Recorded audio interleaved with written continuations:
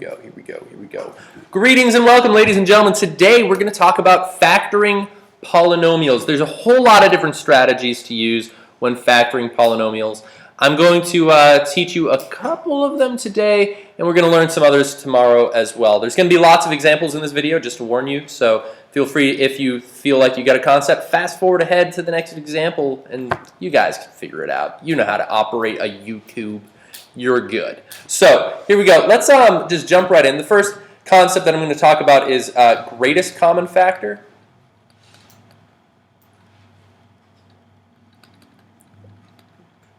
Which is also going to be referred to as GCF.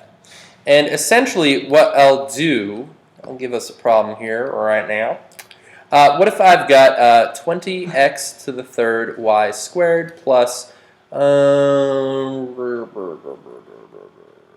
18x squared y to the third minus, and let's say I've got, I don't know, 8 x y to the fifth.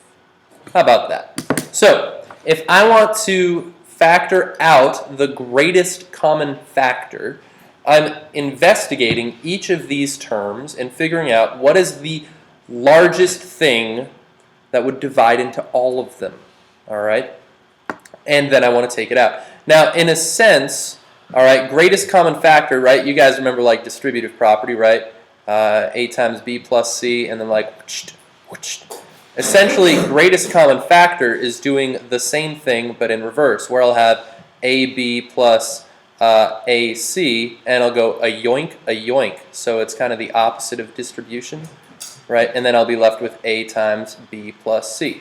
So that's what GCF is going to be. So instead of like distribution, I'm yoink, right? And I'll even yoink.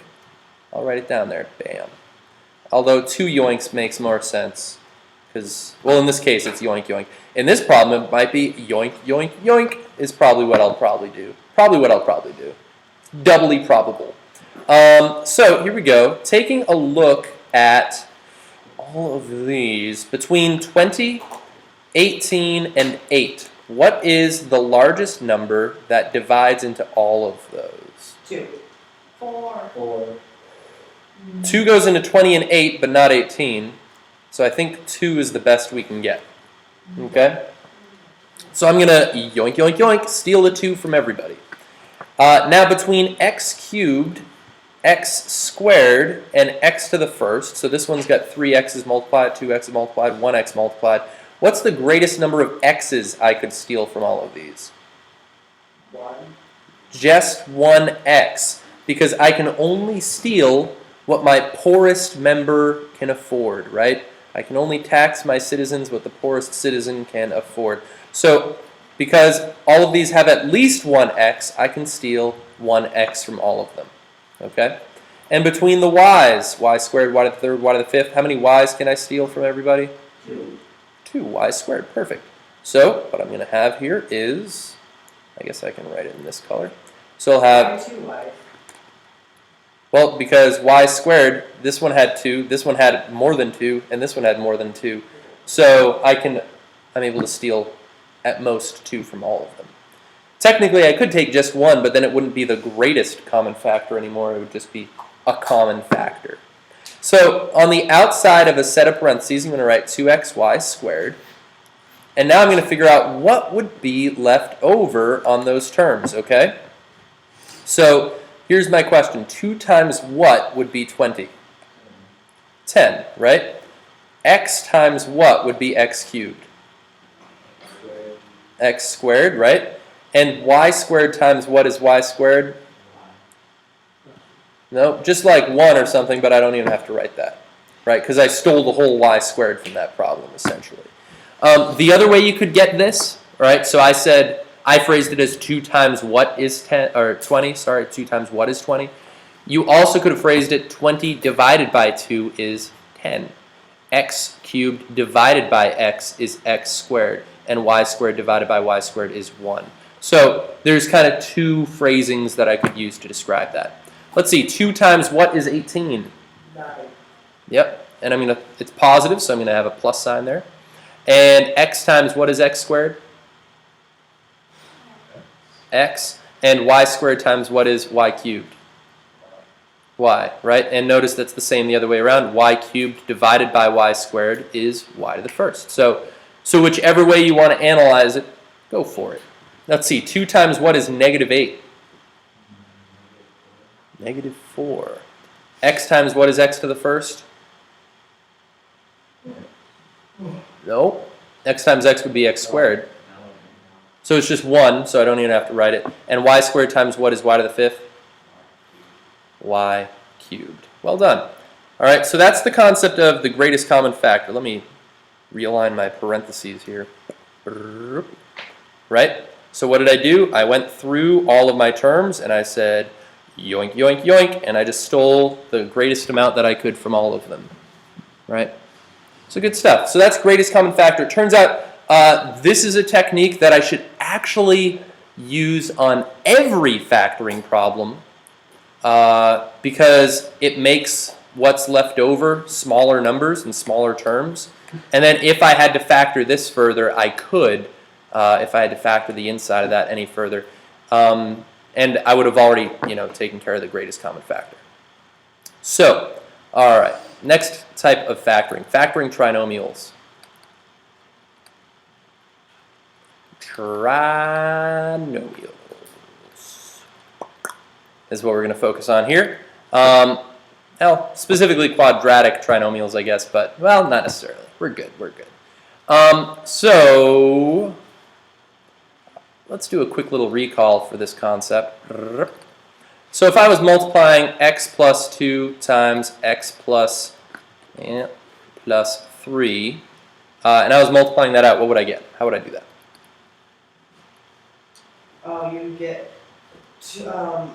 x equals 2, right? X squared. X times x is x squared. So it'd be, right? I'm just foiling this out. 2 times x is 2x. And then plus 6, right? And I could simplify this a little bit. What could I do? X squared plus the 3x and the 2x could combine to be 5x plus 6, right? So now let's do an example where I want to factor, all right, let's actually, well, we'll factor this. X squared plus 5x plus 6. So, so let's factor this. Now what it means to factor it is to write it as the product of some expressions, okay? That's what I'm trying to do. So it's not quite division, it's just rewriting it as all of the little things that multiply to be this, right, all together. Kind of like factor trees with prime factorization. So my question is, where did this 6 come from? Looking back through this history, where did the 6 come from? The 2 times 3. So the numbers that I'm looking for, I know, had to multiply to be 6, right? So I'm looking for 2 numbers that multiply to be 6, right? And how about this 5? Where did this 5 come from?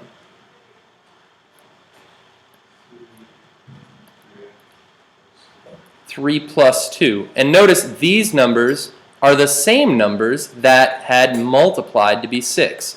So I'm looking for 2 numbers that multiply to be 6 and add to be 5.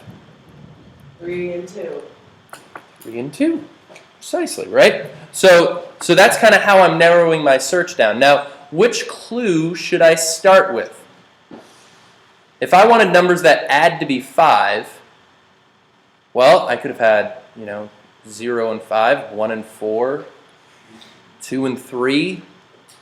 And then I'd have to consider, oh wait, what about -1 and +6 and -2 and +7? There'd be a lot of numbers, integers specifically, that add to be 5. So that's not the best place to start narrowing down my list. But there's fewer integers that multiply to be 6, right? I mean, I'd have 1 and 6 and 2 and 3. And then maybe double negatives of those as well. So that turns out to be where we're going to start. All right, so when I want to factor, I'm going to look at this, my c term. Actually, I guess I should tell you that form.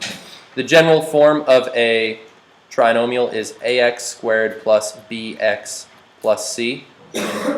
So I'll call my quadratic term my a term, my linear term will be my b term, and then my constant is my c term. All right, just so you're aware of some of these letters and symbols that I'll be using. Bless you. So step one will be, let's see, because this is positive 6, I'm going to find the factors of 6. The factors of, I guess, instead of 6, I'll just call it the factors of c that add to b.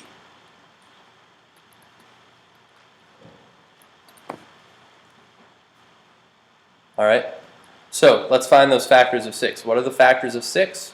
1 times 6 and 2 times 3. So between these two, the ones that add, so this plus sign here is determining this addition here. We'll do some other examples in a moment where this isn't a plus sign. And actually, I'm not even concerned about this sign yet. I'm just concerned about this numeral here. And 1 plus 6 would add to 7, so that wouldn't work. But 2 and 3 seem to be the ones. And so now what I'm going to do is arrange this. Now, in this case, I have a problem that has a positive 1 leading coefficient. So a for these first few examples is always going to equal 1 for us, because it actually will be a different technique when a is not 1. But my first two terms in my binomials being multiplied have to multiply to be this x squared. So what do you think that those first two terms would have to be? Yeah, x and x, right? And then my last two terms are the things that multiplied to be 6. So in this case, I'm expecting them to be 2 and 3. All right? Now I just have to figure out what signs go here, right? So I know that these multiplied to be a positive 6. So what does that tell me about possible signs for those things?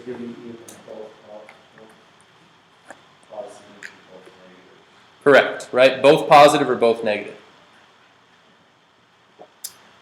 Drinking some water here. And I know that they add to be a positive 5. If they were both negative, would that add to be positive 5?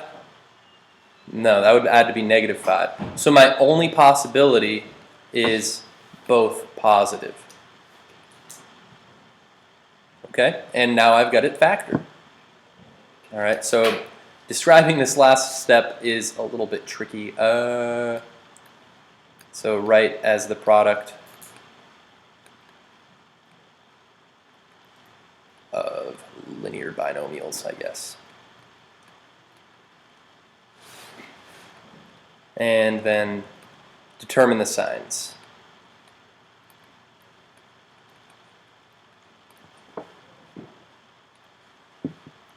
So what if I did make this x squared minus 5x? Right? So for x squared minus 5x plus 6, when I factored that, this is what I would do. I'll go fast motion on this.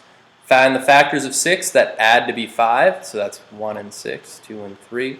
Oh, the ones that add to be 5 are 2 and 3. And then I would say, okay, I can set that up as the product of linear binomials.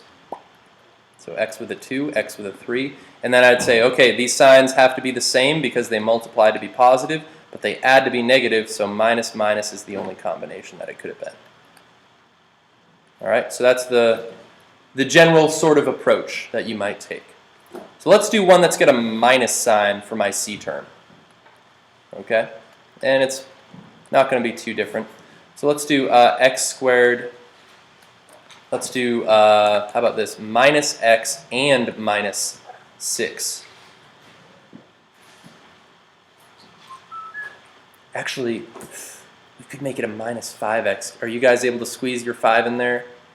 Yeah, you can squeeze the 5 in there just fine. I'll do it proper on mine. Minus 5x and minus 6. So notice these are all like subtly different from one another, right? Both positive. This one was negative and a positive, now negative with a negative here. So let's see, it's a little bit of a different approach when this is a minus sign. Okay, so now I'm going to find the factors of C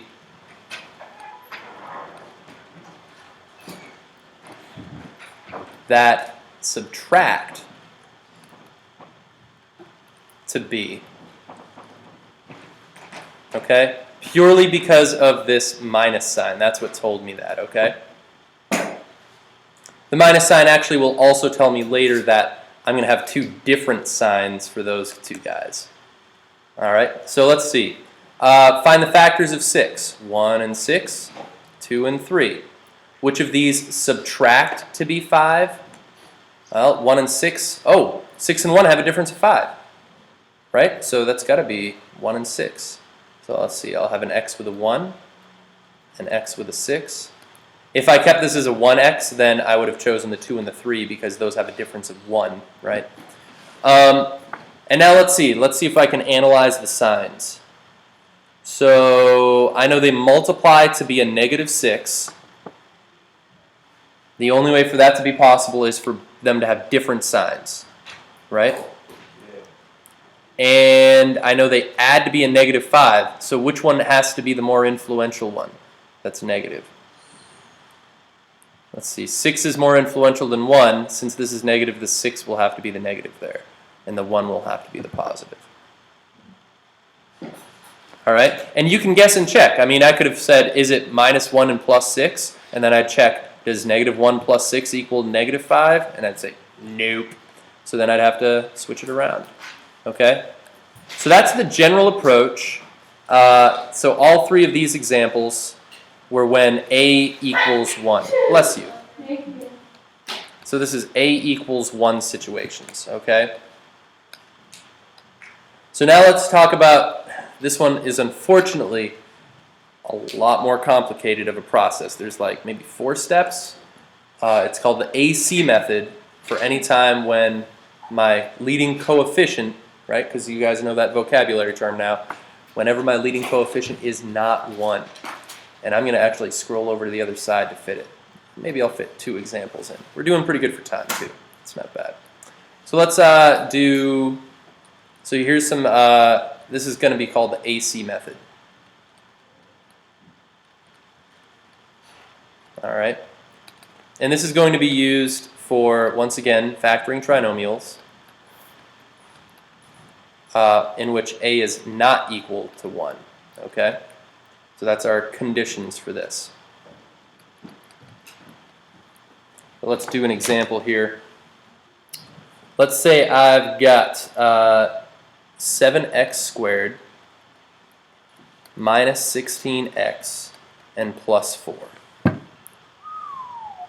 So that leading coefficient, just like back in the days of synthetic division, that leading coefficient throws us off bad. Now there is, you may have seen alternative methods for this. There's like a guess and check method where you'd find the factors of 7 and the factors of 4 and you'd mix and match them until you get the right ones, but you'd also have to consider all combinations of signs.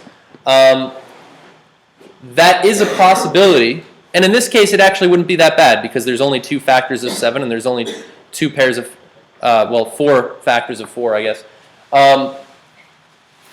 And you wouldn't have that many combinations, but it actually gets really bad. Like, what if 7 was like 20 and 4 was like a 32?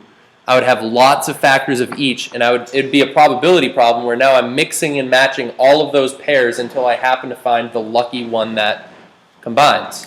Okay? So, guess and check. You can get lucky and get the guess right the first try. AC method is powerful because it will always lead you to the right answer, all right? And it will also tell you pretty quickly whether or not it's not factorable. Because it's actually possible that this problem is prime, where I can't break this down into 2 factors or 3 factors, all right?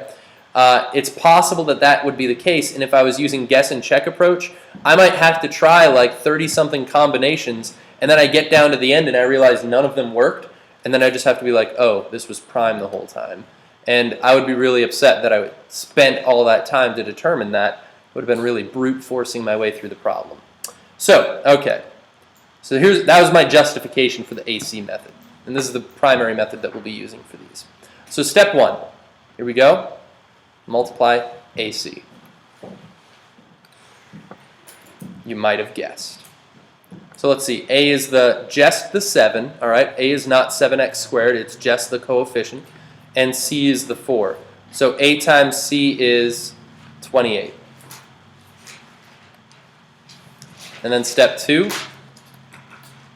find the factors of AC that add or subtract to B. So similar, similar to what we had last time, right? So let's see, looking at 28, what are the factors? 1 and 28, 2 and 14, 4 and 7, and I think I found them all. And actually, I prefer for you to actually give me the whole list of factors. And notice, I don't know if you realize this, but I have a very systematic approach for finding the factors, where I figure out 1 goes in this many times. Does 2 go into it? Yes. Did 3 go into it? No. So I skipped 3. Does 4 go into it? Yes. And then does 5 go into it? No. Does 6 go into it? No. Does 7 go into it? I already found 7. I'm done, right? So I kind of like process through it that way to find my factors more quickly and make sure I found all of them. All right, so do any of these factors, let's see. Now in this case, because this is a plus sign, this is what I'm interested in. Which of these factors add to be 16, ignoring the sign of 16? Just straight up add to be 16. 14. Yeah, 2 and 14, so we found them. All right, so we're well on our way to figuring this out. All right, step 3 is the crazy one here. The language of this is extremely important, so here we go. I'll make sure you guys have time to write this down. So split the B term into 2 like terms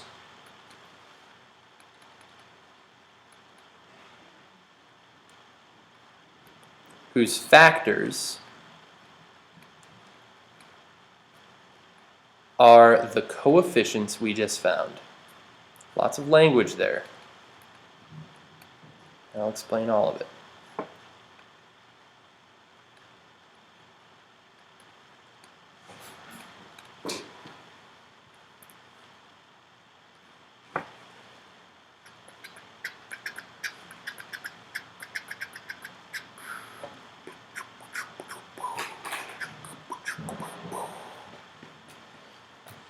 So, all right, split the B term. What's the B term in this problem? Negative 16x is the B term. Negative 16 would be the value of B, okay? So I'm going to split the B term, kind of break it up style, right? Into what? 2 like terms. What would like terms mean? They have the same what?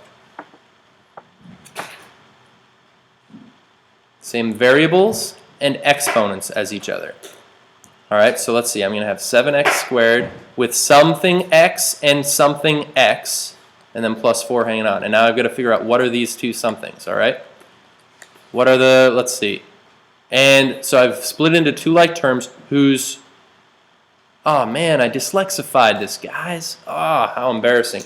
Whose coefficients are the factors we just found. I just completely mismatched those. How embarrassing. My sincerest apologies, friends. I'd like to apologize to the community of seals that is offended at this mistake. Especially the seals. I mean, they were really innocent in this whole thing, and look what I went and did to them. Whose coefficients are the factors we just found. Ah, much better. All right, so the coefficients, what's a coefficient? The number in front of a variable, okay? And so the coefficients of these are the factors we just found, the 2 and the 14. So that means one of these is going to be a 2x and one of them is going to be a 14x. Now, my friend Jacob, it turns out it doesn't matter which one you make which, but some people will want the 14x to come first because they see a 7 here and they're like 14 hangs out with 7 really well. And they'll want to make this the 2 because 2 and 4 hang out together. But you wouldn't be wrong if you made this a 2x and that a 14x. But some people like pairing those up because of the next step. I think the next step is just more satisfying if you happen to have them like where they have a common factor, but it doesn't actually matter. So let's see. So those are the coefficients, but what about the signs of these terms? Well, let's see, 14 and 2. Let's see, well, these numbers had to multiply to be positive, so their signs are the same. And they add to be negative. So what do you think the signs are for these guys? 14 in the negative. And then 2 positive. Well, they actually both are going to have to be negative. Because a negative 14 and a negative 2 would combine to be negative 16. And they would also multiply to be a positive. I know 14 times 2 isn't 4, but the positivity of this is what I'm concerned with. Okay, so that was crazy step 3. All right, the next thing I do, step 4, is called factor by grouping.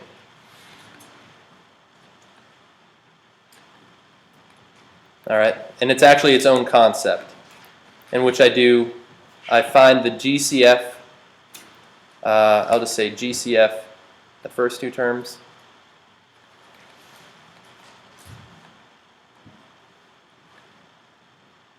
and the last 2 terms.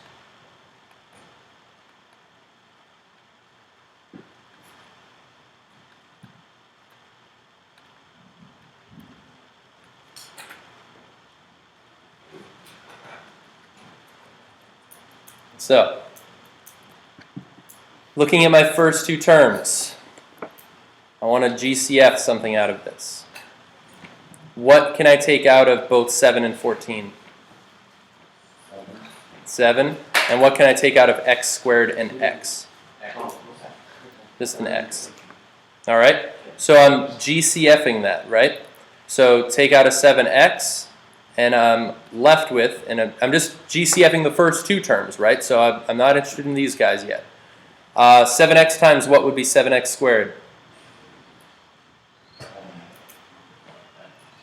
Just x, right? 7 times 1 is 7, and x times x is x squared. 7 times what is negative 14? Negative 2, and I've already got the x, so I don't need any more x's over here, right? Good. Okay, now let's analyze those last 2 terms. Between this and this, what could I take out? 2. And actually, because this leading term is negative, I guess semi-leading term, depending on what you want, because that's negative, I will take out a negative there as well. It'll actually mess us up if we don't. So negative 2 times what? Negative 2 times what is negative 2x? X. Negative 2 times what is positive 4? Another negative 2. Now notice, and this is not a coincidence, notice these 2 sets of parentheses match. And that's actually required. All right. So step 5, parentheses must match.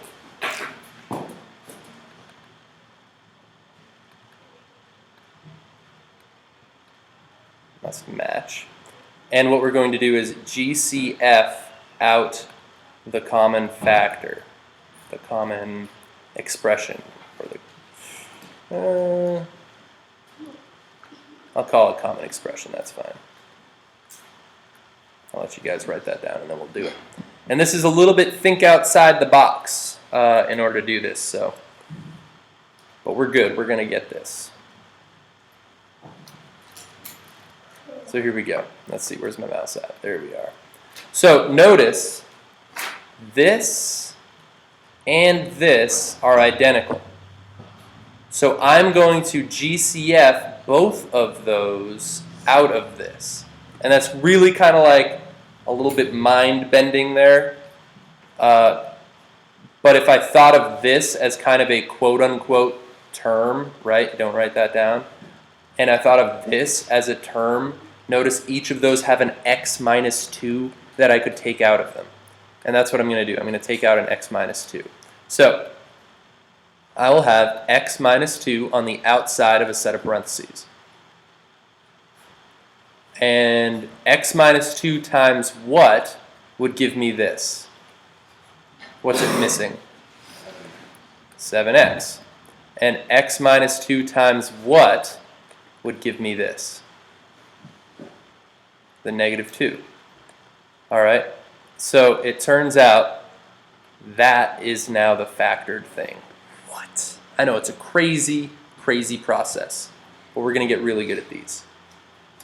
The other way I'll explain this last step is that you write down one of the duplicate, right? So notice both of these were matching, so I write down one of those, and then the other side you just fill in what these guys were, is what you make your second set of parentheses out of. If you want to think about it that way, that's fine. I'm never going to ask you to explain this. You just have to know how to do it.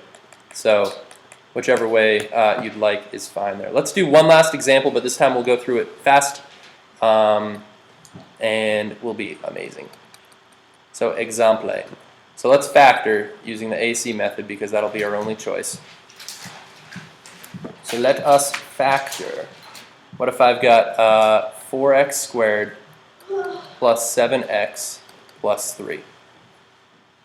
And I know for some of these you could definitely guess and check the answer, but I want you to familiarize yourself with this AC method process so when it gets more complicated, you'll still be able to succeed. All right, so watch how quickly we can do this. So step 1, multiply AC. 4 times 3 is 12, and it's positive, so that sign does matter to us. Step 2, find the factors of AC that, in this case, add to B. So let's find the factors of 12. That's 1 and 12, 2 and 6, 3 and 4. Which of those add to be 7? 3 and 4. Next step, split the B term into two like terms whose coefficients are the factors we just found. So I'll have, Mr. Sweeney, we've got 4x squared. We'll have, let's see, x here, plus 3. What are the coefficients of these going to be? The factors we just found, so 3 and 4. Now, if you want to put the 4 first and then the 3, that's fine, because you know that in the next step we're going to be GCFing. Go for it. But you wouldn't be wrong doing it the other way. Let's see, how about the signs of these guys? Now, they have to multiply to be the positive 12, right? So their signs are the same. They're either plus plus or minus minus. And they have to add to be 7. So what are your guesses on the signs? Plus plus is the only way that would work. Right? Feel free to do some guessing and checking, right? If I was to go backwards, notice these would in fact combine to be a positive 7x. So, right, you can kind of verify it that way. Next step, factor by grouping. So I'm going to yoink yoink the first two terms, steal a 4x out of those, and I'll yoink yoink these last two terms. What can I steal out of those last two? 3, and it'll be the positive 3 because of that sign. So I'll have 4x times what plus 3 times what? So 4x times what is 4x squared? And 4x times what is 4x? Do you guys agree? It's definitely not going to be 0, right? Because 4x times 0 is 0. It is 1. All right? So just something to be careful there.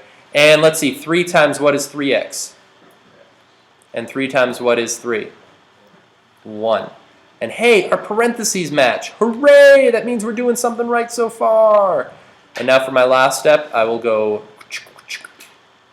right, and yoink yoink, mondo yoink right here. I'm stealing like the jumbo x plus 1 here. This is the biggest heist you've ever seen. It's like Ocean's 11 all over again. Let's see, so x plus 1 times 4x and x plus 1 times 3. And if you want to do a quick check on these, my little rule of thumb is you check the oi in FOIL. And that's really all you have to check. So what I mean by that, multiply the outsides is 3x, multiply the insides is 4x, and that's equal to 7x, which is this guy right there. The other ones, if you found your factors proper, should work out automatically. So that's why I just say check the oi, right? Oi, oi. TNT. Dynamite. Here we go. I think we're good. We're good, right? We're masters at this. I realize it's a little crazy, but we're going to give you some practice right now with some compañeros. You'll be amazing.